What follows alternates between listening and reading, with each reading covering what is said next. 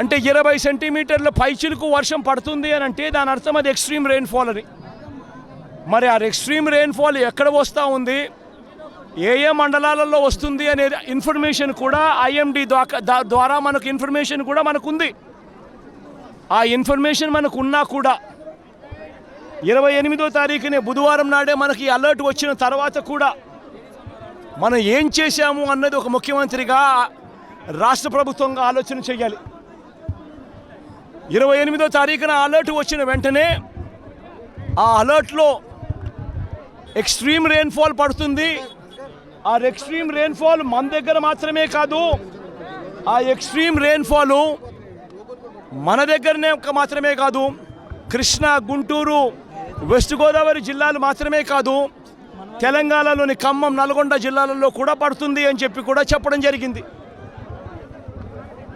Catchment area మొత్తం కృష్ణానది catchment area భీకరంగా తయారవుతుంది అని కూడా ఆ రిపోర్ట్లో చెప్పడం జరిగింది. 28వ తారీఖున వాళ్ళు అలర్ట్ చేసిన రిపోర్ట్లు. మరి ఒకవైపున ఏం చేయాలి ప్రభుత్వం అన్నాక? ఆల్రెడీ డ్యాములు చూస్తే శ్రీశైలము, నాగార్జున సాగరు, పులిచింతల డ్యాములు ఆల్రెడీ ఇప్పటికే ఫుల్గా నిండున్నాయి. ప్రభుత్వం అనేది చేయాల్సింది ఏమున్నది? వెంటనే ప్రభుత్వము ఇరిగేషన్ డిపార్ట్మెంట్తోనూ, రెవెన్యూ డిపార్ట్మెంట్తోనూ, హోమ్ డిపార్ట్మెంట్తోనూ రివ్యూ కార్యక్రమం చేసి ఈ రకంగా తుఫాన్ రాబోతూ ఉంది, డ్యాములు అయితే పూర్తిగా నిండున్నాయి ఇప్పటికే, ఆ నిండు ఉన్న డ్యాముల పరిస్థితుల నేపథ్యంలో, తుఫాను వస్తూ ఉన్న నేపథ్యంలో ఏ రకంగా దీన్ని డీల్ చేయాలి అని చెప్పి ఒక ప్రణాళికాబద్ధంగా ఒక కార్యక్రమం చేయాలి. శ్రీశైలం నుంచి, నాగార్జున సాగర్ నుంచి, పులిచింతల నుంచి కనీసం 60-70 టీఎంసీల నీళ్లను అక్కడి నుంచి తగ్గించి అక్కడ వాటర్ ఫ్లడ్ కుషన్ ఏర్పాటు చేసుకోవాలి. అక్కడ వాటర్ ఫ్లడ్ కుషన్ ఏర్పాటు చేయకపోవడం వల్ల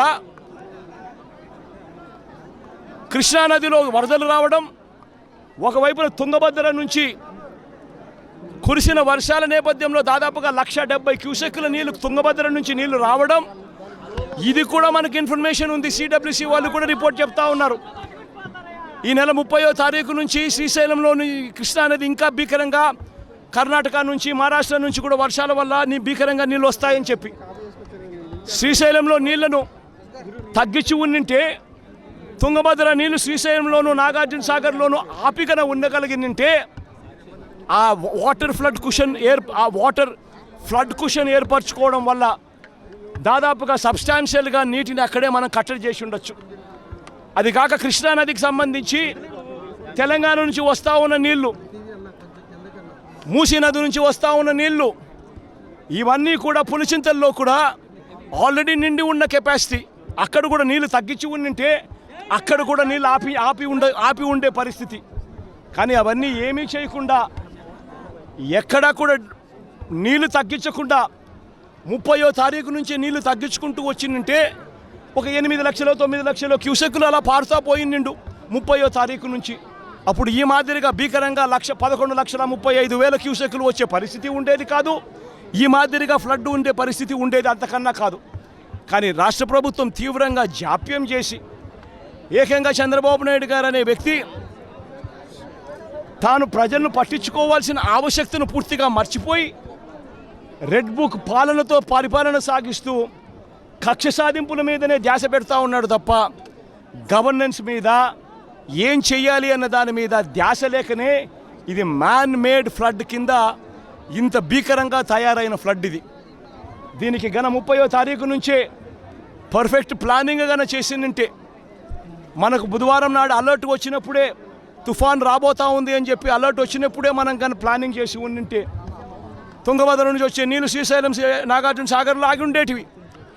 పులిచింతల్లో మూసీ నది నుంచి వచ్చే నీళ్ళు ఆపుకొని ఉండవచ్చు. తర్వాత ఉపనదుల నుంచి వచ్చే నీళ్లు ఏదైతే ఉందో ఆ ఉపనదుల నుంచి వచ్చే నీళ్లు పారినా కూడా ఇంత తీవ్రమైన డ్యామేజు ఎక్కడా కూడా ఉండే పరిస్థితి కూడా ఎక్కడా ఉండదు. బుడమేరు అనేది బుడమేరు నుంచి వరదలు వస్తూ ఉన్నాయని తెలుసు. బుడమేరు నుంచి వస్తూ ఉన్న వరదలను కూడా ఇక్కడనే పంపించే కార్యక్రమమే చేశారు. శనివారం రాత్రి ఒక అలర్ట్ లేకుండా, ఒక సిగ్నల్ లేకుండా నీళ్లు బుడమేరు నుంచి గేట్లు ఎత్తేశారు. ఎంత దారుణమైన పరిస్థితి అనంటే వలగలేరు హెడ్ రెగ్యులేటర్కి సంబంధించిన లాకులను 11 లాకులను శనివారం రాత్రి అర్ధరాత్రి దాటిన తర్వాత ఎత్తారు. అలర్ట్ లేదు. ఇక్కడ ఈ ప్రాంతంలో ఉన్న ప్రజలకు కనీసం చెప్పడం లేదు. ఎత్తేసినారు. ఎందుకు ఎత్తినారు?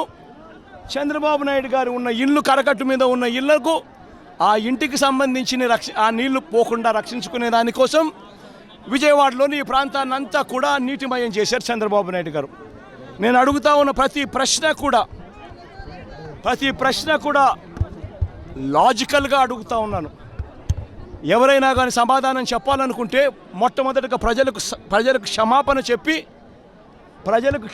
చెప్పి ఆ తర్వాత ఈ ప్రజలకు ఏం చేయబోతున్నాము అన్న మాటలు కూడా చెప్పి ఆ తర్వాతనే సమాధానం చెప్పాలని చెప్పి చంద్రబాబు నాయుడు గారిని గట్టిగా కూడా కొడతా ఉన్నాయి. ఈ సందర్భంగా ఇప్పటికి కూడా రిలీఫ్ క్యాంపులు లేవు.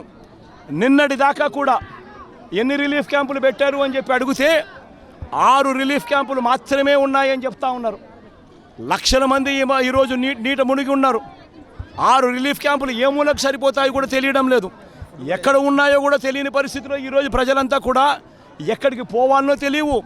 ఎన్ని క్యాంపులు క్యాంప్ ఎక్కడ ఉందో కూడా, ఏర్పాటు ఎక్కడైందో కూడా తెలియని పరిస్థితిలో ఈరోజు ప్రజలంతా కూడా ఉన్నారు. ఇంతటి దారుణమైన మేనేజ్మెంట్ బహుశా ఏ ముఖ్యమంత్రి ఎప్పుడు కూడా, బహుశా ఏ హయాంలో కూడా ఎప్పుడు జరిగి ఉండదు.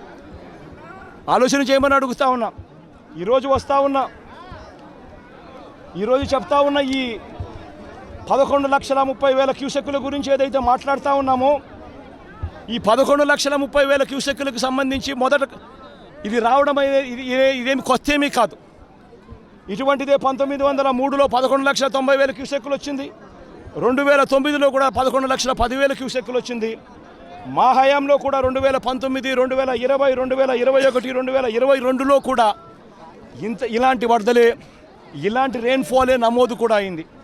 కానీ ఇలాంటి రెయిన్ఫాల్ నమోదైనా కూడా మా హయాంలో ఎప్పుడు కూడా ఈ మాదిరిగా 11 లక్షల క్యూసెక్కులకు చేరడము, దానివల్ల ప్రజలందరూ అతలాకుతలమైన పరిస్థితులు రావడం ఎప్పుడూ జరగలేదు. 2021లో శ్రీశైలం నుంచి దిగువకు 8 లక్షల క్యూసెక్కులు, శ్రీశైలం దిగువకు 8 లక్షల క్యూసెక్కులు 2021లో కిందికి వదలడం జరిగింది. దిగువ పులిచింతల్లోకి మూసీ నది నుంచి 1,50,000 క్యూసెక్కులు రావడం జరిగింది. మున్నేరు నుంచి ప్రకాశం బ్యారేజీలోకి 3,50,000 క్యూసెక్కులు చేరినప్పటికీ కూడా ముందు జాగ్రత్తగా Srisailam reservoir, Nagarjuna Sagar reservoir, Pulichintala reservoir, వీటి అన్నిటిలో కూడా ముందు నుంచే ఫ్లడ్ వస్తూ ఉంది అని తెలిసిన నేపథ్యంలో, వాయుగుండంగా మారుతూ ఉందన్న నేపథ్యంలో, ముందు ఇన్ఫర్మేషన్ ఉన్న నేపథ్యంలో శ్రీశైలము, పులిచింతల, నాగార్జున సాగర్ డ్యాములను నీళ్లను తగ్గించి అక్కడ ఫ్లడ్ కుషన్ ఏర్పాటు చేయడం వలన డెవాస్టేషన్ రాకుండా కేవలం 8 లక్షలు 9 లక్షల క్యూసెక్కులు మాత్రమే నీళ్లు కిందికి వెళ్ళిపోయేట్టుగా చర్యలు తీసుకోవడం వల్ల ఇటువంటి పరిస్థితులు రాకుండా గతంలో చేయగలిగాము అన్నది కూడా ప్రతి ఒక్కరూ కూడా గమనించమని కోరుతా ఉన్నా. ఇంతటి మ్యాన్ మేడ్ ఫ్లడ్ను క్రియేట్ చేసినందుకు చంద్రబాబు నాయుడు మొట్టమొదటిగా ప్రజలకు క్షమాపణ చెప్పాలి. క్షమాపణ చెప్పి కనీసం వీళ్ళకందరికీ కనీసం బేసిక్ ఫెసిలిటీస్ లేవు. తినేదానికి తిండి లేదు, తాగేదానికి నీళ్లు లేవు, రిలీఫ్ క్యాంపులు లేవు, రూపాయి డబ్బు ఇవ్వలేదు. వీళ్ళందరూ ఎలా బతకాలని చెప్పి అడుగుతా ఉన్నారు. చంద్రబాబు నాయుడు ఇక్కడికి వచ్చి క్షమాపణ చెప్పి సమాధానం చెప్పాలని కూడా అడుగుతా ఉన్నా.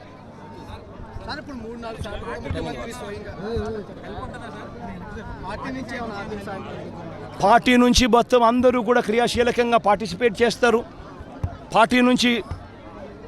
పార్టీ క్యాడర్ ఇప్పటికే క్రియాశీలకంగా పార్టిసిపేట్ చేస్తూ ఉంది. సీను దగ్గర నుంచి మా ఎమ్మెల్యేలు కంటెస్ట్ చేసిన వాళ్ళందరూ, కార్పొరేటర్ల స్థాయి నుంచి అందరూ కూడా ఇక్కడే ఇదే నీటిలోనే ఉన్నారు. ఈ రోజు నుంచి కాదు, 2 రోజుల నుంచి కూడా ఇదే కార్యక్రమాలే చేస్తూ ఉన్నారు. ప్రజలకు అందుబాటులో కొద్దో గొప్ప వీళ్ళు చేయగలిగిన కాడికి ఖచ్చితంగా చేస్తూ ఉన్నారు. కానీ ప్రభుత్వం అనేది స్పందించాలి. అది మోస్ట్ ఇంపార్టెంట్. ప్రభుత్వం అనేది పలుకుతే జగన్ ప్రభుత్వంలో కూడా ప్రభుత్వం ఉండేది. కానీ జగన్ ప్రభుత్వంలో ఏ ఒక్కరూ కూడా ఎప్పుడూ కూడా డిస్సాటిస్ఫైడ్గా ఎప్పుడూ లేరు. ఎందుకు లేరు అని అంటే కారణం, జగన్ ప్రభుత్వంలో ఒక వాలంటీర్ వ్యవస్థ ఉండేది. జగన్ ప్రభుత్వంలో ఒక సచివాలయ వ్యవస్థ ఉండేది. ఈ వాలంటీర్ల వ్యవస్థ, ఈ సచివాలయాల వ్యవస్థ గ్రామ స్థాయిలో వార్డు స్థాయిలో మమేకమై ఉండేది. వీళ్ళందరూ కూడా, వాలంటీర్లందరూ కూడా ఎప్పుడు వరద వచ్చినా, ఎప్పుడు తుఫాన్ వచ్చినా వీళ్ళ సహాయ సహకారాల వల్లే గొప్పగా ఎటువంటి కంప్లైంట్స్ ప్రజల నుంచి రాకుండా సాచ్యురేషన్ పద్ధతిలో ప్రజలకు మంచి చేయగలిగాం. తుఫాన్ వచ్చినప్పుడు జగన్ ముఖ్యమంత్రిగా ఉన్నప్పుడు తుఫాన్ వచ్చినప్పుడు కలెక్టర్ గారికి నేను చెప్పేవాడిని, నేను మీకు వారం రోజులు టైం ఇస్తూ ఉండా, వారం రోజుల తర్వాత నేనే వస్తాను, వచ్చిన తర్వాత నేను ప్రజలతో మమేకమై నేను అడుగుతాను, ఏ ఒక్కరి నోట్లో నుంచి కూడా కలెక్టర్ మాకు పలకలేదు, కలెక్టర్ స్పందించలేదు, కలెక్టర్ వల్ల మాకు నష్టం జరిగింది అన్న మాట ఎప్పుడూ వినపడకూడదు అని చెప్పి నేను ఆదేశాలు ఇచ్చేవాడిని. మా కలెక్టర్ బాగా పనిచేశాడు, మా కలెక్టర్ మంచివాడు అనే మాట వినపడాలి అని చెప్పి గట్టిగా కలెక్టర్లకు ఎప్పుడూ చెప్పేవాడిని. చెప్పిన ప్రకారం నేను ఖచ్చితంగా వారానికి నేను వారం రోజుల తర్వాత నేను పోయేసరికి వాలంటీర్ల సైన్యం అక్కడ ముందే ఉండేది. గ్రామ సచివాలయాల్లో పనిచేసే మొత్తం పిల్లలందరూ కూడా అక్కడే ఉండేవాళ్ళు. ఆ వారం రోజుల పాటు వాళ్ళంతా కూడా, ప్రభుత్వం అంతా కూడా పూర్తిగా కలిసి ప్రతి గడపకు వెళ్ళేది. ప్రతి గడపకు వెళ్ళి సహాయ సహకారాలు అందిస్తూ మొట్టమొదటిసారిగా ఎప్పుడు ఇంతకు ముందు జరగని విధంగా ప్రతి కుటుంబానికి 2,000 రూపాయలు సహాయం కూడా, ఆర్థిక సహాయం కూడా అందించిన పరిస్థితులు ఎప్పుడైనా ఉన్నాయి అంటే అది ఒక్క జగన్ ప్రభుత్వంలో మాత్రమే జరిగింది. అటువంటి కొత్త సాంప్రదాయాలను ముందుకు తీసుకొచ్చింది మనం, వాలంటీర్ వ్యవస్థను ముందర పెట్టింది మనం. సచివాలయ వ్యవస్థ, వాలంటీర్ వ్యవస్థతో పూర్తిగా ప్రతి గడపకు కూడా సహాయ సహకారాలు అందించగలిగాము. రిలీఫ్ క్యాంపులు తుఫాను వచ్చే నాటికే రిలీఫ్ క్యాంపులు ఏర్పాటయ్యేటివి. ముందుగానే లోతట్టు ప్రాంతంలో ఉన్న మనుషులందరినీ కూడా ముందుగానే రిలీఫ్ క్యాంపులకు ట్రాన్స్ఫర్ చేసేవాళ్ళము. రిలీఫ్ క్యాంపుల్లో అందరినీ కూడా బాగా చూసుకోవడమే కాకుండా రిలీఫ్ క్యాంపుల్లో బయటికి వెళ్ళేటప్పుడు డబ్బులు కూడా 2,000 రూపాయలు డబ్బులు కూడా సహాయం కూడా ఇచ్చి పంపించిన కార్యక్రమం కూడా అప్పట్లో జరిగేది. అప్పటికి ఇప్పటికీ తేడా గమనించండి. చంద్రబాబు నాయుడును కూడా కనీసం ఇప్పటికైనా ప్రజలకు క్షమాపణ చెప్పి కనీసం చేయాల్సిన పనులు గట్టిగా చేయమని చెప్పి అడుగుతా ఉన్నాం.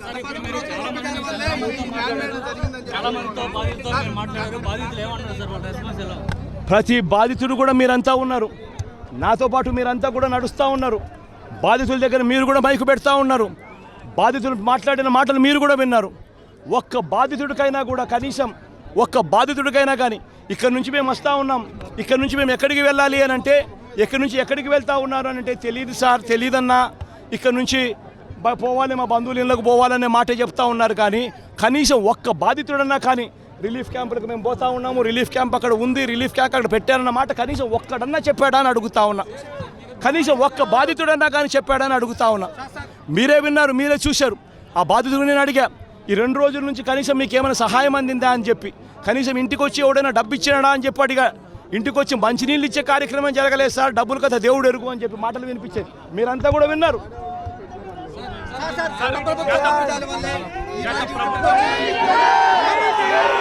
ప్రభుత్వ తప్పిదమే, మ్యాన్ మేడ్ ఫ్లడ్ ఇది.